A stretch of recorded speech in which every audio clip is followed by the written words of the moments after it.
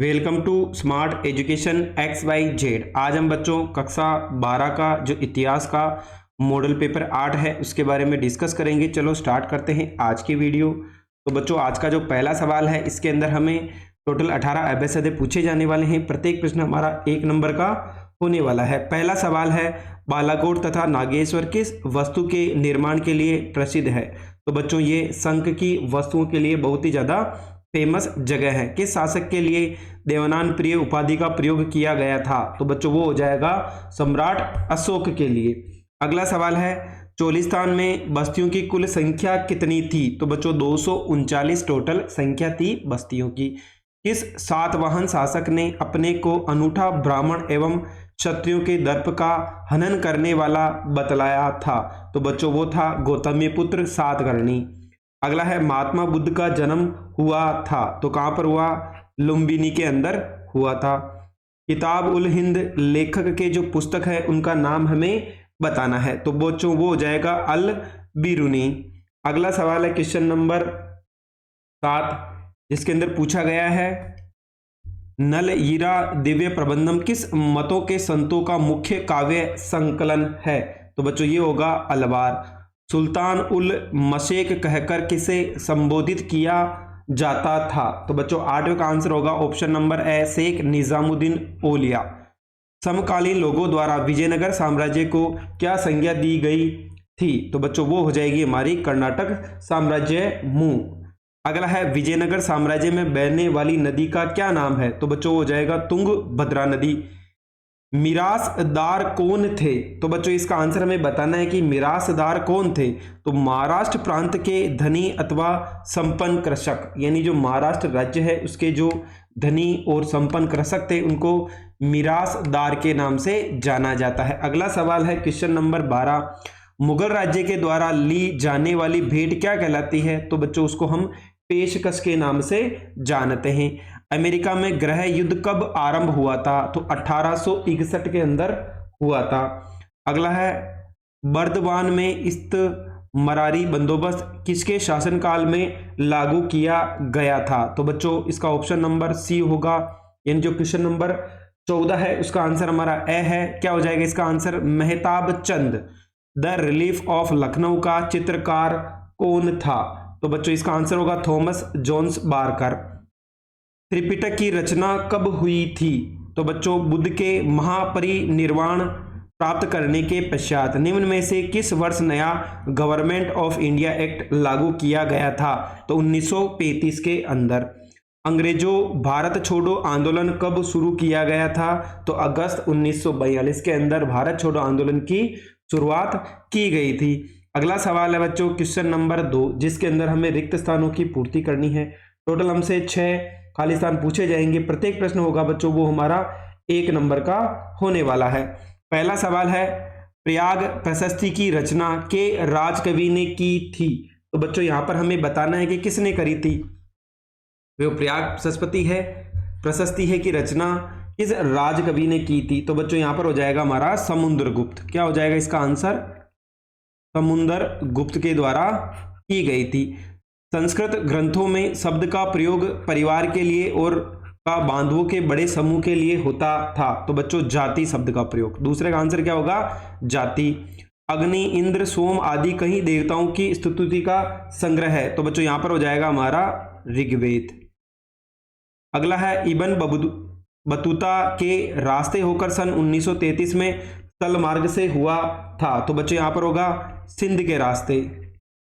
क्या हो जाएगा? सिंध हो जाएगा। अगला है, जोवानी कारेरी का मुसाफिर था जो लगभग में भारत से होकर गुजरा था। तो बच्चों यहां पर आ जाएगा इटली। क्या आ जाएगा यहां पर? इटली।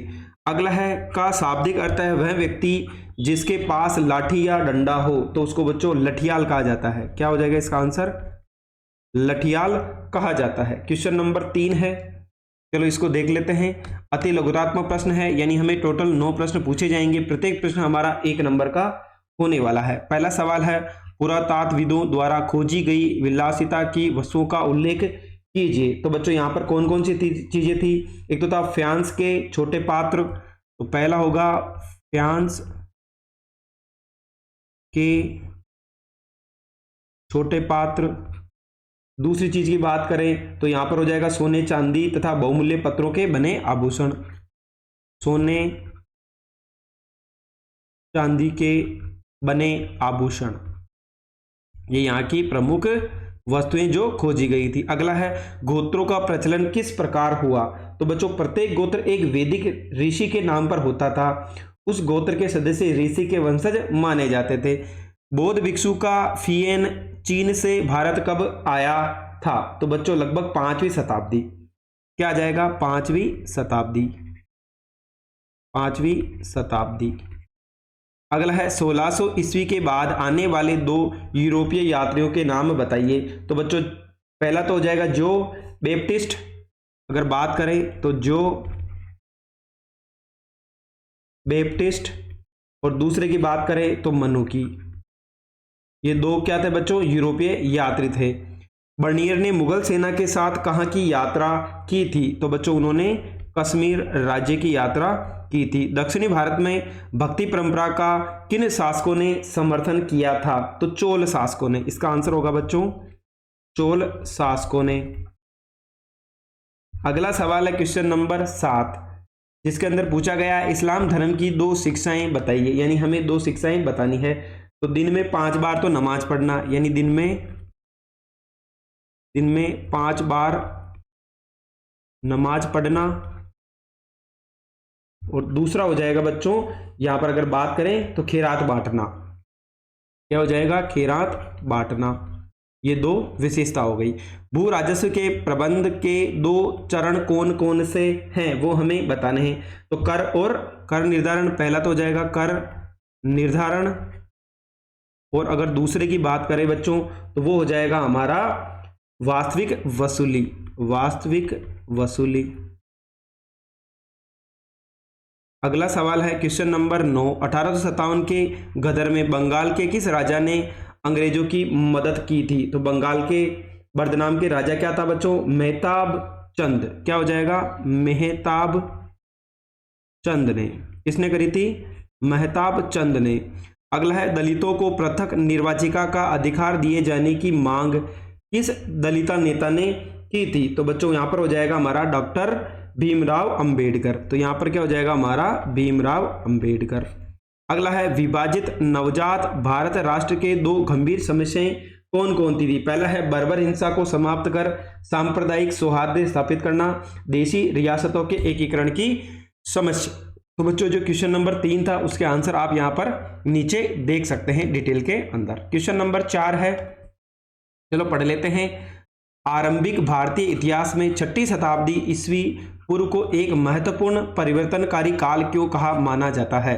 तो निम्न कारणों से इसे एक महत्वपूर्ण परिवर्तनकारी काल माना जाता है। पहला है इस काल को प्राय आरंभिक राज्यों, नगरों, लोहे के बढ़ते प्रयोग तथा सिक्कों के विकास के साथ जोड़ा जाता था। इस काल में बौद्ध धर्म, जैन धर्म सहित विभिन्न दार्शनिक विचारधाराओं का विकास हुआ। इस काल में 16 महाजनपदों का भी उदय हुआ था। महाजनपदों की शासन व्यवस्था का वर्णन कीजिए। तो अधिकांश महाजनपदों का राजा का शासक होता था, परंतु गण और संघ नामक प्रसिद्ध राज्यों में कई लोगों का समूह शासन करता था। इस समूह का प्रत्येक व्यक्ति राजा कहलाता था। वजी संघ की ही भांति कुछ राज्यों में भूमि सहित अनेक आर्थिक स्रोतों पर राजा गण सामूहिक नियंत्रण रखते थे। प्रत्येक महाजनपद की एक राजधानी होती थी जो प्राय किले से घेरी जाती थी। अगला सवाल है बच्चों क्वेश्चन नंबर 6, चलो इसको भी पढ़ लेते हैं। क्वेश्चन नंबर 6 के अंदर बोला है भगवत गीता पर एक संक्षिप्त टिप्पणी लिखिए। तो भगवत गीता महाभारत का सबसे महत्वपूर्ण उपदेशात्मक अंश है, जहां कुरुक्षेत्र की युद्ध भूमि में श्री कृष्ण अर्जुन को उपदेश देते हैं। भगवत गीता में ज्ञान, भक्ति एवं कर्म का समन्वय स्थापित किया गया है। अंत में श्री कृष्ण का उपदेश सुनकर अर्जुन अपने बांधवों के विरुद्ध युद्ध करने के लिए तैयार हो गया। इस युद्ध में पांडवों की विजय हुई। अल बिरूनी की यात्रा वृत्तांत लिखने के उद्देश्य बताइए। तो बच्चों अल बिरूनी के द्वारा यात्रा वृत्तांत लिखने के निम्नलिखित उद्देश्य थे। पहला था उन लोगों की सहायता करना जो हिंदुओं से धार्मिक विषयों पर चर्चा करना चाहते थे। दूसरा है ऐसे लोगों के लिए सूचना का संग्रह करना जो हिंदुओं के साथ संबंध होना चाहते थे। क्वेश्चन नंबर 8 है विजय के भवन एक टिप्पणी लिखिए। पेश के इसके बारे में क्या लिखा है। विदेशी यात्री पेश ने विजयनगर शहर के सभा मंडप तथा मानवमी डिब्बा को संयुक्त रूप से विजय का भवन की संज्ञा दी है। उसने लिखा है कि इन संरचनाओं में एक के ऊपर एक दो मंच है।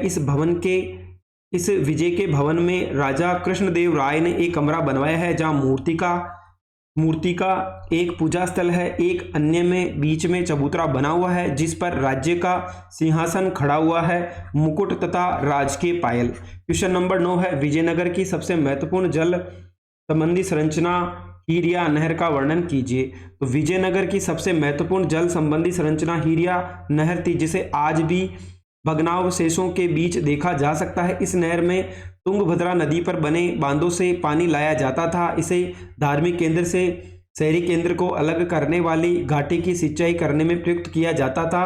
संभवतः हीरिया नहर का निर्माण संगम वंश के राजाओं द्वारा करवाया गया था। क्वेश्चन नंबर 10 है, बटाई प्रणाली व लोक बटाई प्रणाली पर संक्षिप्त में टिप्पणी लिखिए। यानी ये पद्धति में हमें अंतर बताना है।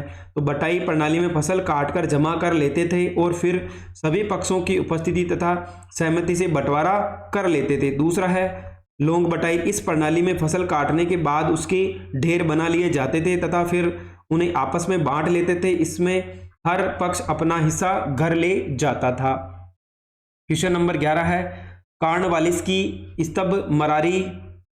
इस्तमरारी व्यवस्था के नकारात्मक परिणाम बताइए। तो आरंभ में अनेक जमींदार किसानों से लगान नहीं वसूल सके, जिसके परिणाम स्वरूप उनकी जमींदारी बिक गई। भूमि की माप तथा भू राजस्व का निर्धारण सही ढंग से नहीं हो पाया था। आशाओं के विपरीत जमींदारों ने अपनी जमीन के सुधार पर कोई ध्यान नहीं दिया। शाहमल कौन था? उसने 1857 के विद्रोह में क्या भूमिका निभाई? तो शाहमल उत्तर प्रदेश के बड़ौद परगने के एक बड़े गांव में रहने वाले एक जाट परिवार से पैदा हुए थे।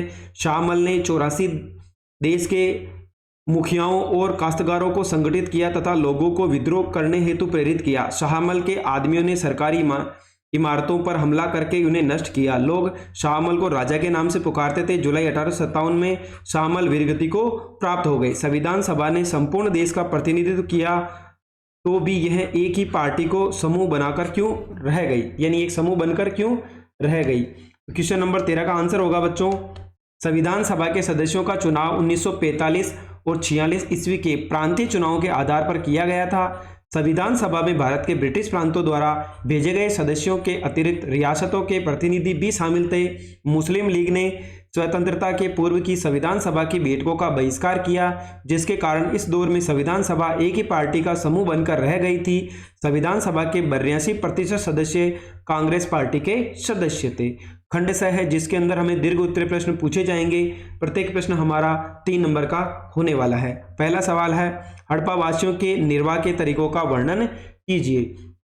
तो बच्चों निम्न तरीके थे उनके। पहला था, हड़प्पा सभ्यता के लोग कई प्रकार के पेड़ पौधों से प्राप्त उत्पादों और जानवरों से प्राप्त मांस का सेवन करते थे। वे मछली का भी सेवन करते थे। दूसरा है, वे गेहूं, जौ, दाल, सफेद चना, तिल, बाजरा, चावल आदि अनाजों का सेवन करते थे। तीसरा है, वे भेड़, बकरी, भैंस तथा सूअर के मांस का सेवन करते थे। चौथा है, जंगली जानवर जैसे वरा, हिरण, घड़ियाल की हड्डियां मिलने से ज्ञात होता है कि हड़प्पा निवासी इन जानवरों का भी मांस खाते थे। इसके अंदर बच्चों अथवा का प्रश्न है, हड़प्पा सभ्यता काल में उद्योग धंधों के विकास का वर्णन कीजिए। तो कौन कौन से हैं? हड़प्पा में सूती तथा ऊनी दोनों प्रकार के वस्त्र तैयार किए जाते थे।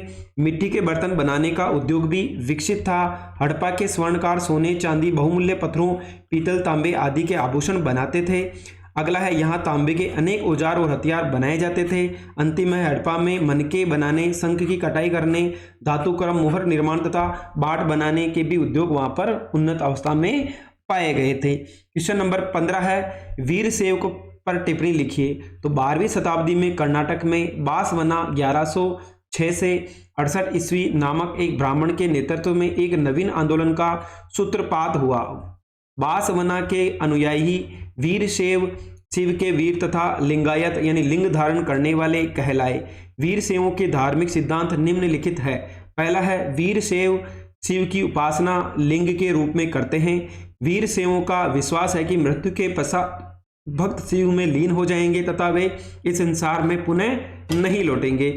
वे श्राद्ध संस्कार का पालन नहीं करते। वीर शैवों ने जाति की अवधारणा का विरोध किया। उन्होंने वयस्क विवाह तथा विधवा पुनर्विवाह का समर्थन किया। अथवा का सवाल है जिम्मी तथा उलेमा कौन थे, स्पष्ट कीजिए। तो बच्चों हमें इन दोनों के बारे में बताना है, जिम्मी और उलेमा क्या है।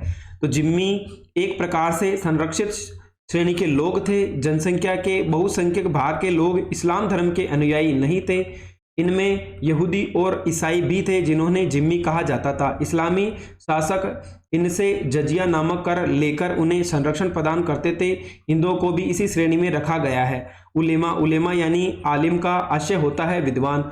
उलेमा इस्लाम धर्म के विद्वान होते थे, उन्हें विशेष दर्जा प्राप्त होता था। यह मौलवी से ऊपर की पदवी है।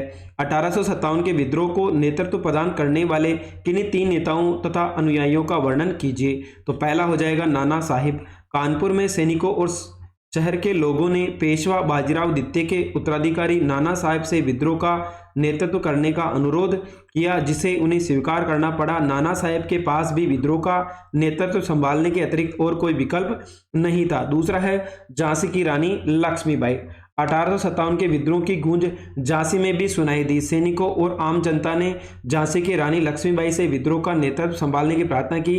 रानी लक्ष्मीबाई को सैनिकों और आम जनता के दबाव में विद्रोह का नेतृत्व संभालना पड़ा। तीसरा है कुंवर सिंह। बिहार के लोगों ने भी 1857 के विद्रोह में भाग लिया। आरा बिहार के लोगों ने वहां के जमींदार कुंवर सिंह से विद्रोह का नेतृत्व संभालने की गुजारिश की। उन्हें भी विवश होकर विद्रोह का नेतृत्व संभालना पड़ा। अथवा का सवाल है 1857 के विद्रोह के समय विभिन्न सामाजिक समूह की दृष्टि में क्या अंतर देखने को मिलता है।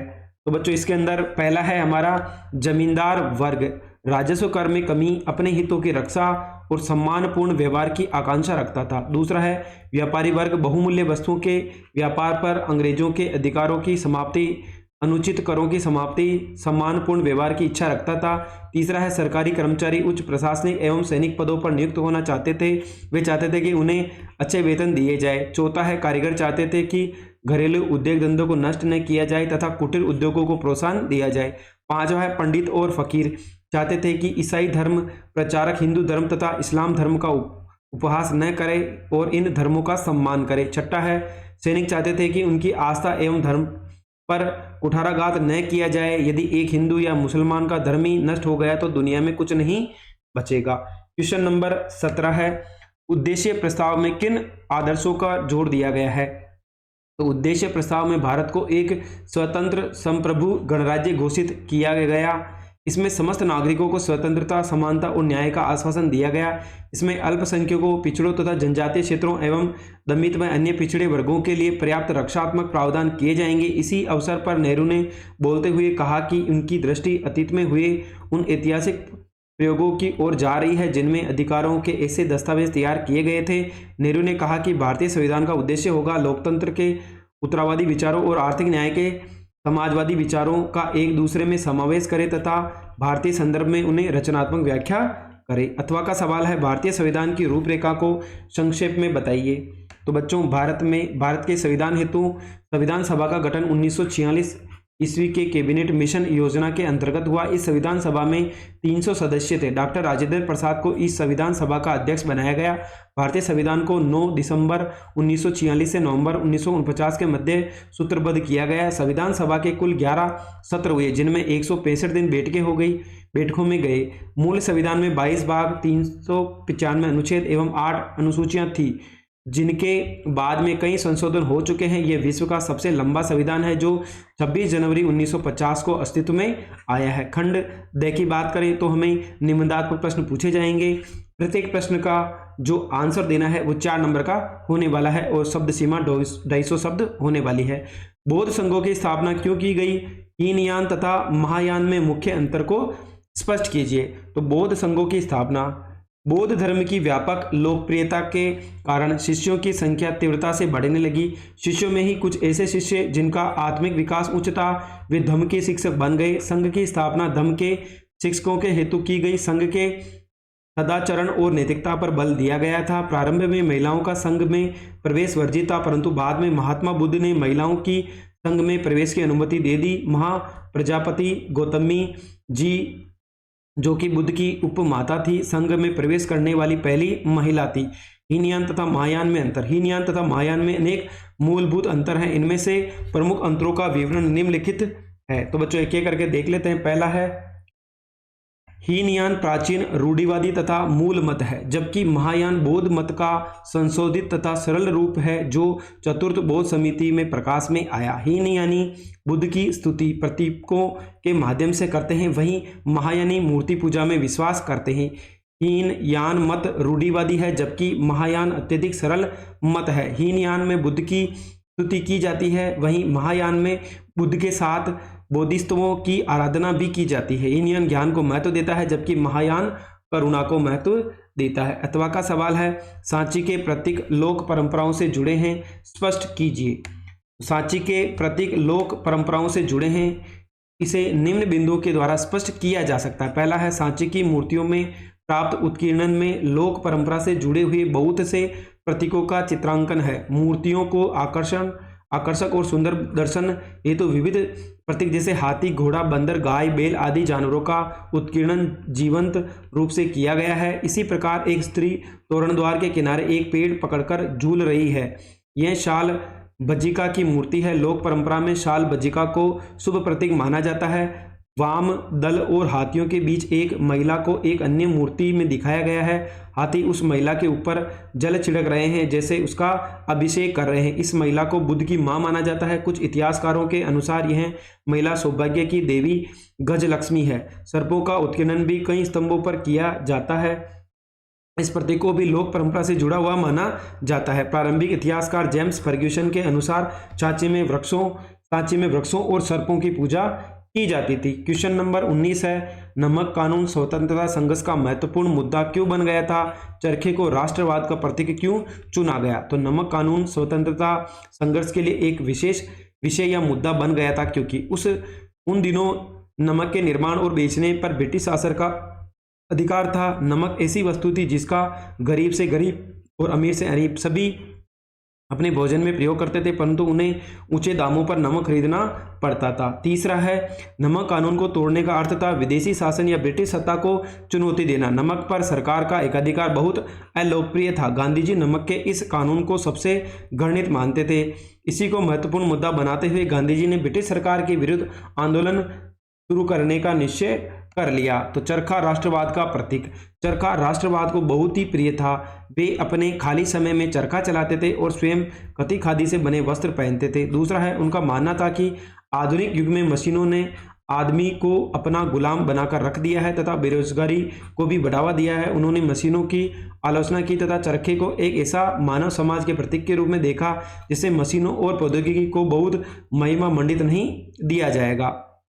तीसरा है गांधी जी के अनुसार भारत एक गरीब देश है। चरखे के द्वारा लोगों को पूरक आमदनी प्राप्त होगी, जिससे वे स्वावलंबी बनेंगे। बेरोजगारी और गरीबी से छुटकारा दिलाने में चरखा मदद करेगा। अगला है उनके अनुसार मशीनों से काम करके जो श्रम की बचत हो रही है उससे लोगों के मौत के मुंह में धकेला जा रहा है, उन्हें बेरोजगारी की दलदल में फेंका जा रहा है। चरखा धन के विकेंद्रीकरण में भी सहायक होगा। अथवा का सवाल है राष्ट्रीय आंदोलन के अध्ययन के लिए अखबार महत्वपूर्ण स्रोत क्यों है? सरकारी ब्यूरो और निजी पत्रों में अंतर स्पष्ट कीजिए। तो भारत के राष्ट्रीय आंदोलन को भली भांति समझाने के लिए अखबार बहुत ही महत्वपूर्ण स्रोत है, क्योंकि पहला है इसके अंदर अखबार जनसंचार का अच्छा माध्यम है और विशेषकर शिक्षित समुदाय पर अपना व्यापक प्रभाव डालते हैं।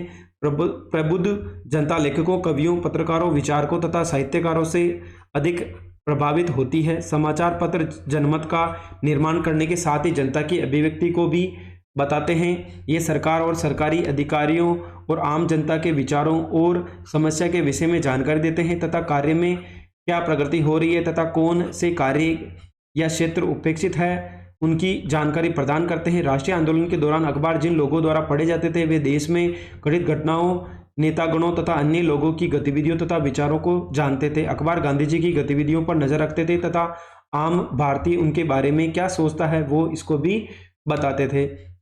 सरकारी ब्यूरो और निजी पत्रों में अंतर। सरकारी ब्यूरो से निजी पत्र और आत्मकथाएं बिल्कुल अलग होती है। सरकारी ब्यूरो प्राय गुप्त रूप से लिखे जाते हैं। ये लिखने वाले सरकार तथा लिखने वाले विवरणदाता या लेखकों के पूर्वाग्रहों, नीतियों, दृष्टिकोणों आदि से प्रभावित होते हैं। दूसरी ओर प्राय निजी पत्र दो व्यक्तियों के बीच में आपसी संबंध, विचारों के आदान प्रदान और निजी स्तर से जुड़े सूचनाएं देने के लिए होते हैं।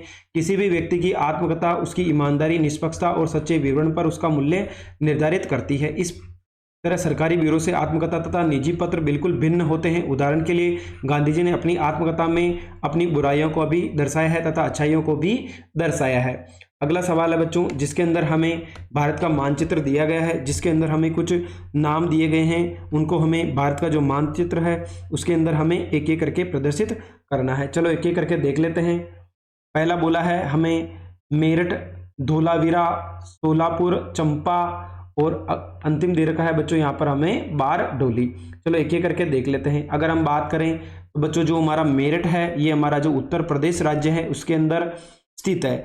अगला है बच्चों चंपा है जो हमारा ये बिहार राज्य है उसके अंदर स्थित है। धोलावीरा की बात करें तो ये हमारा जो गुजरात है उसके अंदर स्थित है। साथ ही बारडोली भी यहीं पर स्थित है। अगला है बच्चों सोलापुर, ये हमारा जो महाराष्ट्र राज्य है उसके अंदर स्थित है। अगला है बच्चों इसके अंदर एक अथवा का प्रश्न और पूछा गया है जिसके अंदर भी हमें भारत का नक्शा है उसको फिल करना है। देखो मिथाथल, पूना, पांडिचेरी, कोसाम्बी और खेड़ा, इन सभी को हमें भरना है। अगर हम हरियाणा की बात करें तो वहाँ पर मेथाथल हो जाएगा। अगर हम यूपी की बात करें तो कोसाम्बी हो जाएगा। अगर हम गुजरात की बात करें तो यहाँ पर खेड़ा स्थित है। अगर हम महाराष्ट्र की बात करें तो यहाँ पर क्या आ जाएगा हमारा पूना आ जाएगा। अगर हम तमिलनाडु की बात करें तो यहाँ पर हमारा पांडिचेरी स्थित है। तो बच्चों ये हमारा कक्षा 12 का इतिहास का मॉडल पेपर 8 था जिसको हमने बड़ी आसानी से हल करने का प्रयास किया। आगे आने वाले बोर्ड एग्जाम में ये आपकी बहुत ही ज़्यादा हेल्प करने वाला है। अगर आपको हमारी मेहनत पसंद आई हो तो चैनल को लाइक करें, सब्सक्राइब